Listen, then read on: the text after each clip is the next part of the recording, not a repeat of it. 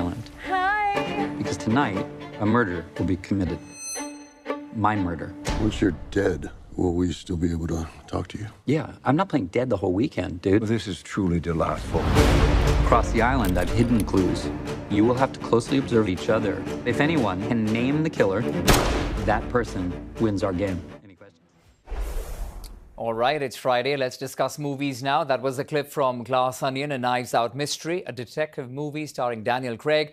To discuss this and other films, we have with us film critic Richard Crouse. Richard, thanks for your time. Appreciate it. Oh, thanks for having me. So, Glass Onion is a sequel to the popular first movie, Knives Out. How did the sequel compare to the first? It is one of those rare sequels who's actually better than the original film, I think. Knives Out is a great movie. It played on Netflix a few years ago. This one is playing in theaters right now. It will be on Netflix on December 23rd. But it revisits the same kind of themes. It's sort of inspired by those Agatha Christie novels where you have a group of interesting people, all of whom have a motive for murder of some sort. They're all together at a fancy resort, this time in Greece.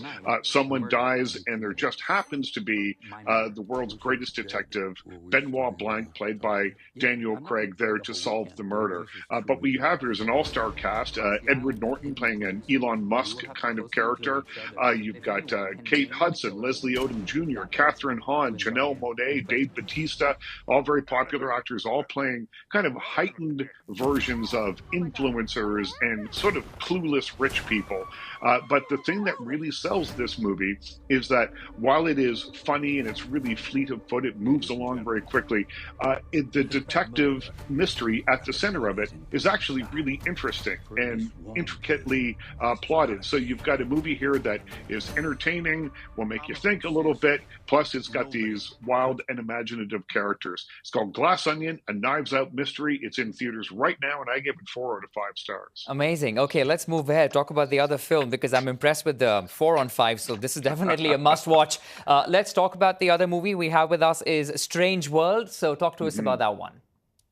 This is a big new animated film from Disney, and it takes place in a very isolated, small country that is completely buffered all the way around by mountains. And there is a family of explorers there who, when we first meet them, are trying to figure out what's on the other side of the mountain. No one's ever made it over there. On one of their expeditions, though, the youngest son discovers a plant that's glowing. It looks like it's made of pure electricity. He figures that they can harness that power and power this country and really change things for the better for the people. The father, though, wants to keep searching to find out what's on the other side of the mountain. So the father and son separate. Cut to 25 years later, the plant worked. It powers the entire country, but there is a blight in the crop now, and they have to figure out what's wrong. They dive into the strange world of the title, and it is a pretty strange world. It's kind of like an LSD trip on the screen. And they not only find out what the problem is with the crop, but where his father has been for the last 25 years. This is a really imaginatively animated film. It's got great visuals, but what I liked about it most is that it also has great characters. All the action is motivated by the characters. There's good messages here for kids.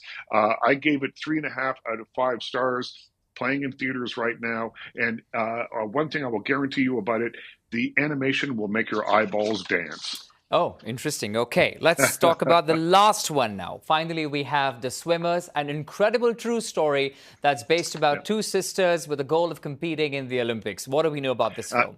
This is on Netflix right now. You can stay home and watch it tonight. And it is the story of Yusra and Sarah Mardini, who were 2 sisters living in Damascus as the war in Syria was heating up.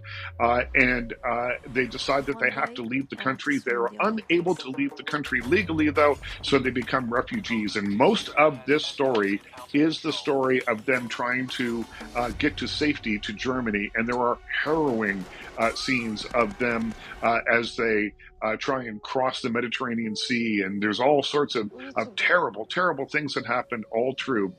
The movie becomes more of a inspirational sports movie once they get to safety, but up until that point, it's a really finely tuned portrait of what it's like to be a refugee, and with incredible visuals. There is one scene here where you have Nusra, and she is competing in Damascus in a swim meet as a bomb drops through the ceiling of the building they're in and goes into the swimming pool. And we get the shot of that underwater. It is unforgettable. And the film is filled with images like that because, you know, the best parts of a movie are the parts that they show you, not that they tell you. And that is what this movie does so very well. It's called The Swimmers. I gave it 3 out of 5 stars because it ends in kind of a traditional way. But man, that first hour is really something. Wow. Okay, I have my pick for the weekend. Richard Crouse, thanks for joining us and breaking it all down for us. Richard Crouse, film critic, appreciate your time.